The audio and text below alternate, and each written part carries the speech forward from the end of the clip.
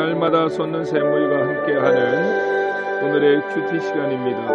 10월 14일 수요일 오늘의 말씀은 신명기서 21장 1절로 9절의 말씀입니다.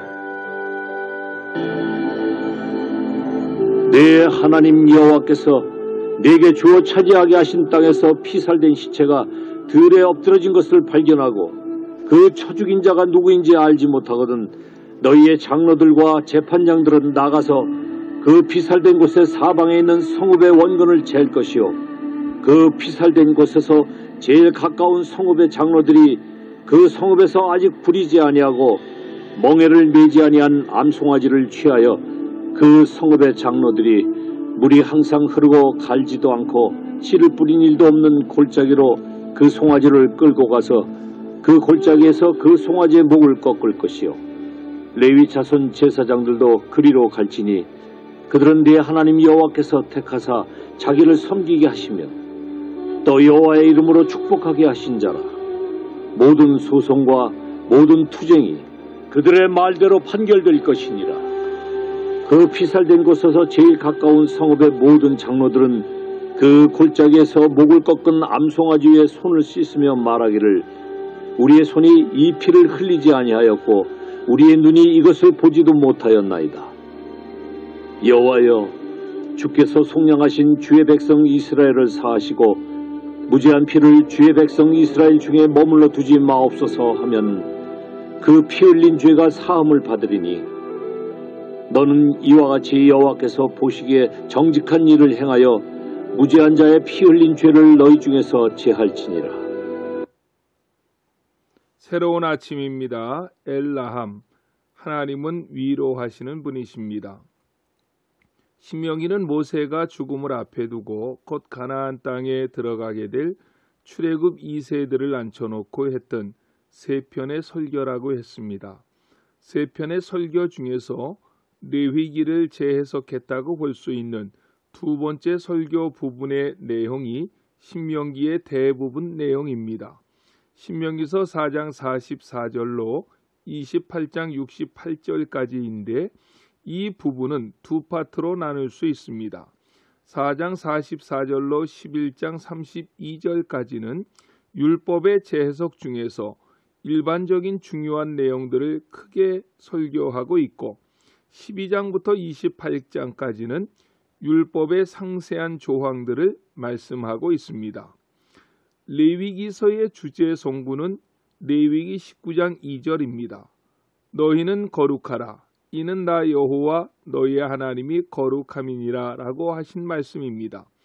레위기에만 거룩함에 연관된 명사, 동사, 형용사가 모두 261번이나 언급됩니다.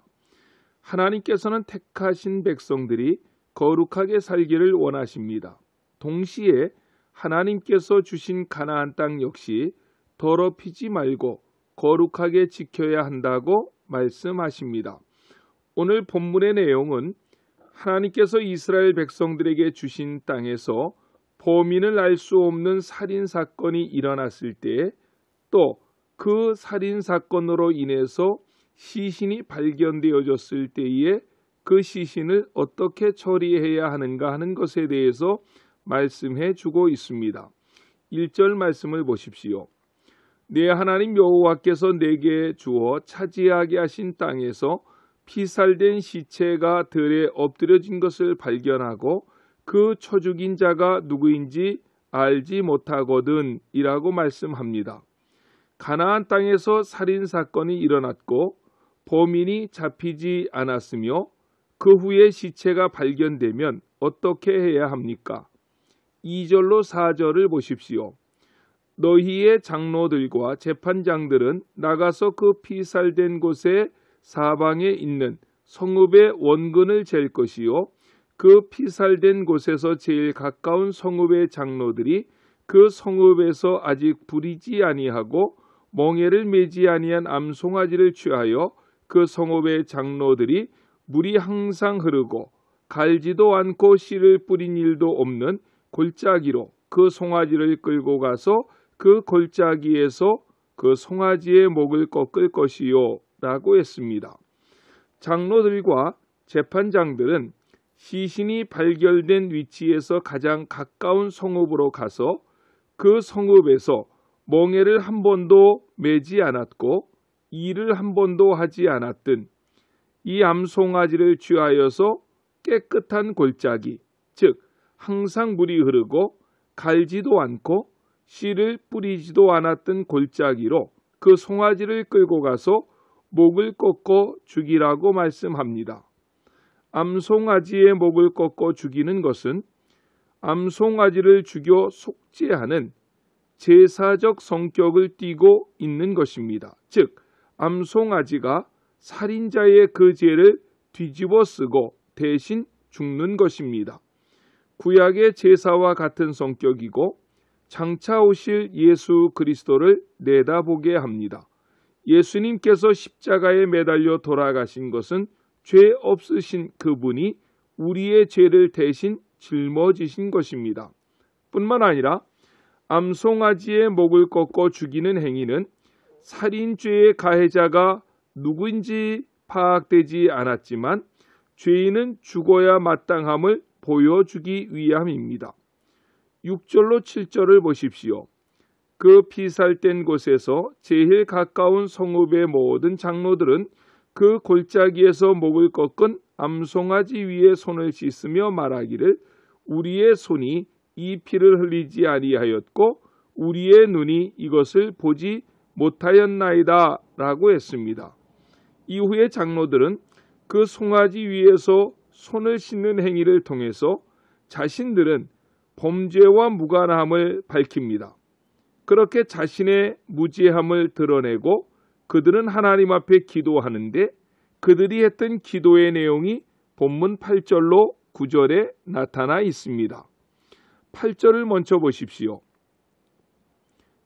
여호와여 주께서 속량하신 주의 백성 이스라엘을 사하시고 무죄한 피를 주의 백성 이스라엘 중에 머물러 두지 마옵소서 하면 그 피 흘린 죄가 사함을 받으리니 라고 말씀했습니다. 장로들이 했던 기도 속에는 이스라엘이라고 하는 말이 강조되어 있음을 보게 됩니다. 8절 한 절의 말씀 속에 이스라엘이라는 말이 2번 들어가 있습니다. 주의 백성 이스라엘을 사하시고 라고 했고 주의 백성 이스라엘 중에 머물러 두지 마옵소서 라고 했습니다. 제사장은 하나님의 명령하신 대로 그 일을 행한 후에 기도하는데 기도의 내용을 살펴보면 살인죄는 범죄한 한 사람의 죄일 뿐만 아니라 이스라엘의 공동의 죄로 인식하고 있었다는 것입니다. 그래서 제사장은 주의 백성 이스라엘의 죄를 사해달라고 기도하고 있는 것입니다. 죄는 공동체성, 연대성, 집단성을 가지고 있습니다. 내가 죄를 짓지 않았다고 해서 나는 죄에 대한 책임이 없다고 생각하면 안 됩니다. 죄는 공동체성을 가지고 있기 때문에 우리 공동체 중에 누군가 죄를 지으면 우리 모두가 함께 책임을 져야만 하는 것입니다. 이런 것을 우리는 사회적 책임이라고 말합니다. 근대 사회에서 사회적 책임이라는 단어가 사용된 것은 1929년에 시작된 미국의 대공황과 그 이후 산업시대에 돌입하고 나서였습니다. 그 이전에는 개인주의 원칙에 따라 각 개인과 기업은 자신의 이익을 위해 열심히 일하고 다른 사람들에 대해서는 관심을 두지 않아도 된다고 생각했습니다. 그런데 급격하게 경제가 성장하고 더불어 기업이 대형화되고 기업의 규모가 커져가면서 이에 따라 부정적인 측면이 사회 전반에 걸쳐 나타나게 되었고 자연스럽게 사회적 책임 의식이 강조되기 시작했습니다. 그것은 20세기 초중반 때의 일입니다. 그런데 놀라운 것은 현대 사회에서는 20세기 초중반에서 일기 시작했던 사회적 책임 의식이 이미 구약 시대에 하나님께서 이스라엘 백성들에게 주신 계명 안에 있었다는 점입니다. 특별히 신명기서를 보면 그런 내용이 참 많습니다. 하나님의 백성 가운데에 사회적인 약자들이 있으면 그들을 보호하고 그들이 불이익을 당하지 않고 살 수 있도록 그들에 대한 하나님의 사랑과 배려를 아끼지 말아야 된다고 신명기 곳곳에서는 말씀합니다. 더욱이 오늘 본문의 말씀처럼 어느 한 사람이 지은 죄까지도 공동체가 함께 아파하고 책임지는 의식이 지금으로부터 3500년 전에 하나님께서 주신 계명 중에 자세하게 언급되어지고 있다는 것입니다. 오늘의 말씀을 정리합니다. 본문 마지막 구절에서는 그렇게 행할 때에 하나님께서는 그 죄를 용서해 주실 것이며 그 땅을 깨끗하게 하실 것이라고 약속해 주셨습니다. 범인이 잡히지 않은 살인사건을 통해서도 그 죄가 얼마나 무서운 것인지를, 그 죄를 용서받을 수 있는 길은 어떤 것인지를, 그런 죄악 앞에 공동체는 어떻게 반응해야 하는지 등등에 대해서 오늘날 이 시대에도 꼭 필요한 말씀들이 본문 안에 가득합니다. 오늘 하루도 살아있는 이 말씀에 근거하여 내 삶도, 우리의 가정도, 이 사회와 국가도 속죄와 정의가 함께 세워져 갈 수 있는 아름다운 세상, 하나님의 뜻이 이루어지는 복된 세상이 되시기를 예수님의 이름으로 간절히 축원합니다. 아멘. 기도하시겠습니다. 하나님 감사합니다. 오늘도 살아있는 귀한 생명의 말씀을 주시니 감사합니다. 말씀 한 구절 한 구절을 묵상할 때마다 시대를 초월하여 하나님의 말씀만이 진리가 됨을 깨닫게 됩니다. 오늘 말씀을 통해서도 십자가를 지시고 우리의 죄를 대속하신 예수님을 묵상하게 하시니 감사합니다. 특히 한 사람의 죄를 모든 백성이 함께 회개하고 아파하고 하나님께 용서를 구하는 모습은 오늘 이 시대 우리에게도 큰 감동을 줍니다.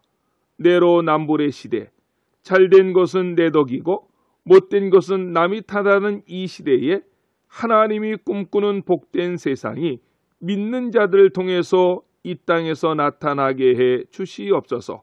코로나19로 힘들어하는 이 세대를 주께서 위로하시고 치유해 주시옵소서. 예수님의 이름으로 간절히 기도드렸습니다. 아멘.